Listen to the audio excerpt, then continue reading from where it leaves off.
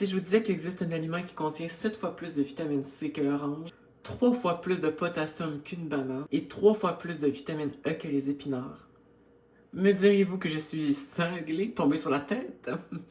En fait, pourtant, un ingrédient très connu, méconnu de la plupart, se distingue et parvient vraiment à déjouer tous les pronostics en étant l'aliment le plus puissant au monde. Il s'agit du moringa.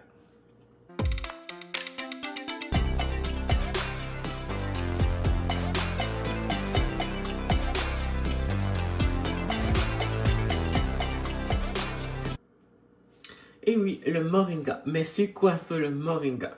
Je suis certain que plusieurs d'entre vous n'ont jamais entendu parler de ça. Pourtant, c'est le plus puissant aliment au monde. Rien de moins. Donc, le moringa, ça provient d'un arbre de la famille des brassicées qui pousse surtout en Afrique du Sud. En Afrique et en Asie du Sud. Et cet arbre-là, ça peut atteindre vraiment 10 mètres de hauteur. Et pourquoi on le retrouve moins au Québec, c'est que cet arbre-là est particulièrement acclimaté aux régions plus tropicales, donc chaudes, humides.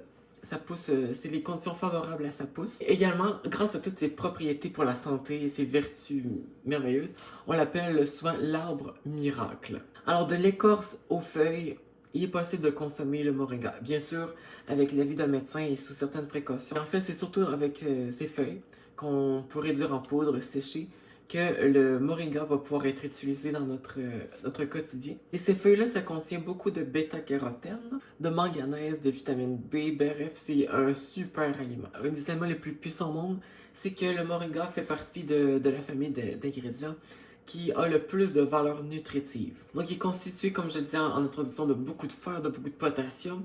Et il y a même 25 à 30% de protéines dans le moringa. Donc, c'est vraiment un aliment très puissant qui peut avoir de grands bénéfices sur notre santé. On consomme surtout ses feuilles, mais ces feuilles, elles peuvent être réduites en poudre, donc on peut ajouter à des préparations.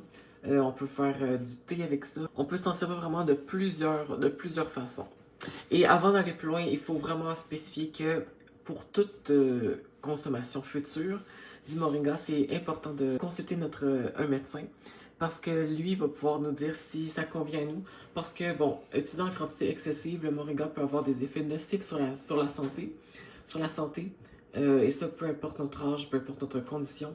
Donc, c'est pour ça que c'est important de consulter un professionnel de la santé avant de vouloir consommer ne serait-ce qu'une once de moringa. Donc, les propriétés voilà, qu'on dit pour la santé, bonnes pour la santé du moringa, grâce à toutes ces vitamines A, B et E, cette plante-là stimule la production de collagène qui aide à l'élasticité de la peau, mais aussi à la rendre plus ferme et voilà, aider à son hydratation pour qu'elle soit une apparence plus jeune, voilà. Et aussi, on dit souvent que et aussi le moringa, ça peut être utilisé dans la production de produits cosmétiques. Et ça aide en fait vous savez, la pollution, bon, à l'extérieur, ça peut avoir des effets sur notre peau, sur notre santé, mais en cosmétique, ça va aider à réduire les effets de la pollution sur notre peau. C'est grâce à des acides compris dans la plante, pour avoir des propriétés anti-inflammatoires. Il y a certaines nouvelles études qui analysent en fait le moringa comme étant un allié dans le soutien de l'humeur. Vraiment, c'est un aliment à surveiller. Et comme je le disais, il faut consulter un médecin vraiment avant de pouvoir l'utiliser sur une base quotidienne pour s'assurer que c'est vraiment bon pour nous, bon pour notre santé. On a tout à découvrir de cette plante, le moringa, qui gagne à être connu et être utilisé si un professionnel de la santé nous le permet. Donc j'espère que vous avez apprécié, que vous avez appris en fait un petit peu sur le moringa et vous me direz en fait si vous l'utilisiez déjà dans vos recettes ou n'importe quand. Voilà, j'ai hâte de découvrir ça. Donc voilà, je vous dis rendez-vous la prochaine fois. Bye!